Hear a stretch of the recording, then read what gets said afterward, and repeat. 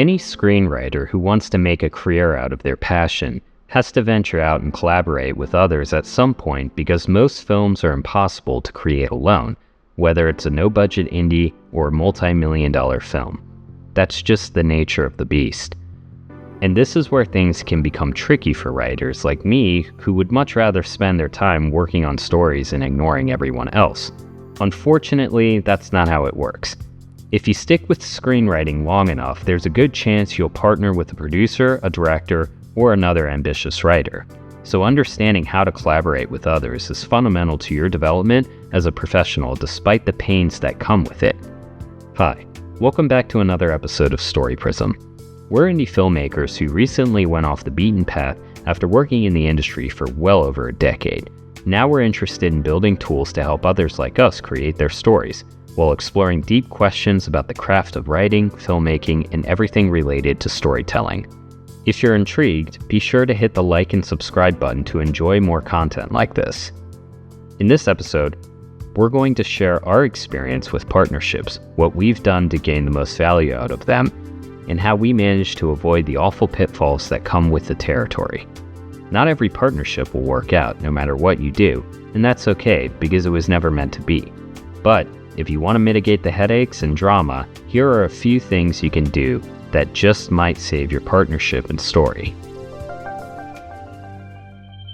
This is by far the most important thing when it comes to partnerships. Sounds obvious enough, right? Just grab some dinner, ask them 20 questions, and if you vibe well, take the plunge. No, no, and no. I mean, yes, obviously you want to spend time with them, but going out to dinner a few times is not going to cut it. People tell you who they are by what they do, not by what they say. And when you're at a party or a get-together, there's a whole lot of talking, but no one is actually doing anything. Socializing with potential partners is a great way to figure out if you want to be in the same room with them. But that doesn't tell you whether or not they'd be great to work with. To figure that out, you have to work on something together. No, don't work on your precious baby that you plan to put your sweat and blood into.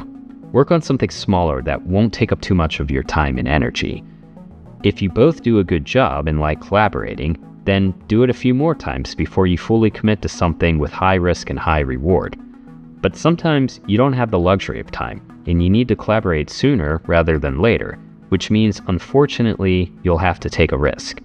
Of course, you can mitigate this through referrals and evaluating their work, but until you actually work with them, you won't know for sure if it'll pan out. Fortunately, in our experience, most people are good and have honest intentions, referrals are not. So your chances of partnering with a total narcissist who will backstab you are small. But even if they're a good person with honest intentions, that doesn't necessarily mean a partnership will work out. You could easily have disagreements about style, direction, work ethics, how you work, or any number of things. And if you get into something that costs a lot of time, money, and energy, only for it to go nowhere because you got into a fight, well, that would suck. Which is why it's really important to find a symbiotic partnership if you want your collaboration to weather the bad times and overcome these differences. But before we dive into that, pain and suffering.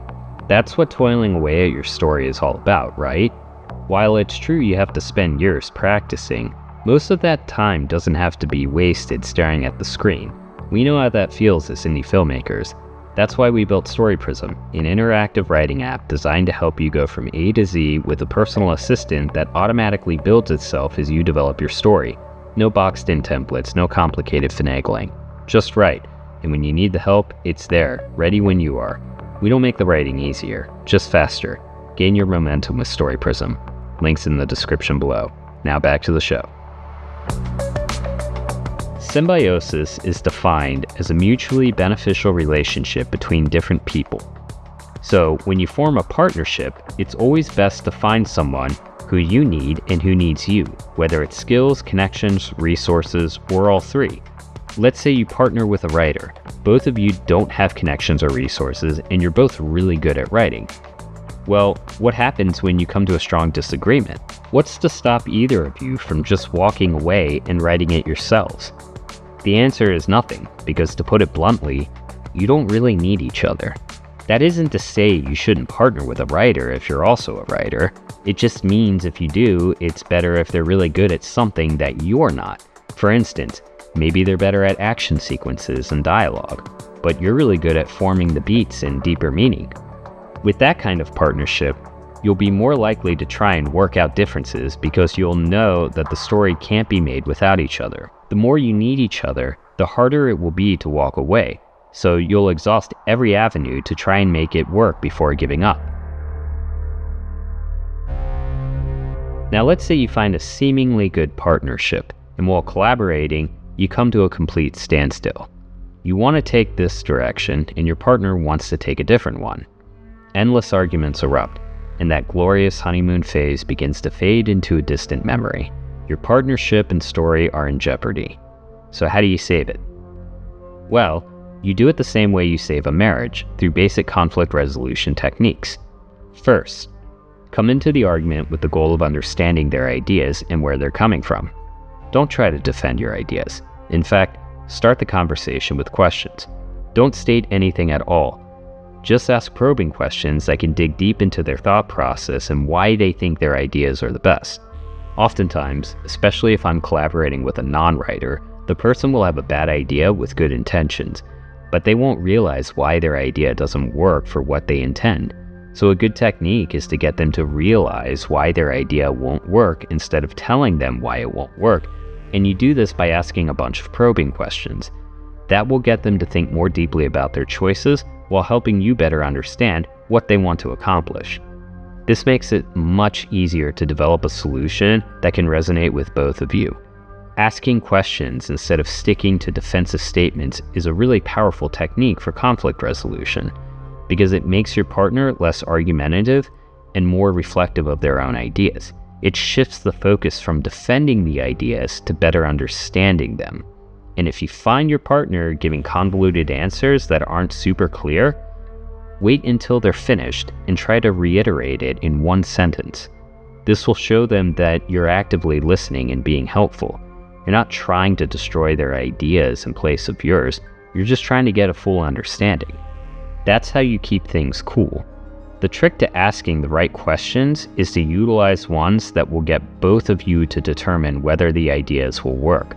So maybe they think the character should do X, but you know that it would contradict Y from a previous scene. Instead of stating that, just ask if X is done, wouldn't that contradict Y? Or maybe they want the character to do this smooth last-second thing to save the day. But you know that it would be impossible for the character to know X, Y, and Z in order to pull off that move. So again, instead of stating this issue, ask it in the form of a question. For the character to do this, wouldn't they have to know X, Y, and Z? This is great to do, not just for your partner who you think is incorrect, but also for yourself, because you may not even realize that your idea is also wrong. Asking questions mitigates frustration, and it gives both of you a clear head to explore your ideas. Now, if you ask the right questions, you may induce cognitive dissonance, which can be a tricky thing to meander through when coming up with alternative suggestions. So when you do make suggestions, avoid saying, "but," "I like your idea, but I think." That sounds like, I want to make you feel good about your idea, but really, I think it's bad, so instead we should do this. That's dismissive. Instead, use the word "and." "I like your idea, and I think." That sounds more like, "I like your idea, and in addition to that, I think we should." You see, changing the buts to ands can make a huge difference in how the other person receives your statement. One sends a dismissive message, and the other sends an acknowledging message. Another thing you can do is change your beliefs by integrating some of their viewpoints during the argument.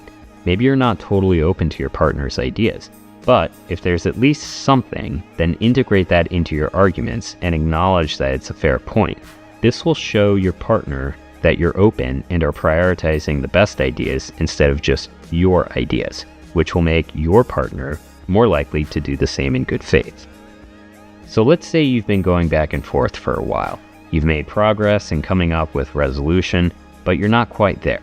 A powerful question to ask so you can land on an agreement is, what would it take for you to agree with X? X is where you want to land, but it's where your partner is hesitant. Your job is to figure out what they need in order to accept X, so ask them. They may be hesitant and struggle to answer because they may not know, but at least if you can get them to start thinking and provide some answers, that can help you remodel the idea you want to land on, so that it can become acceptable for both you and your partner, which is ultimately what the goal is.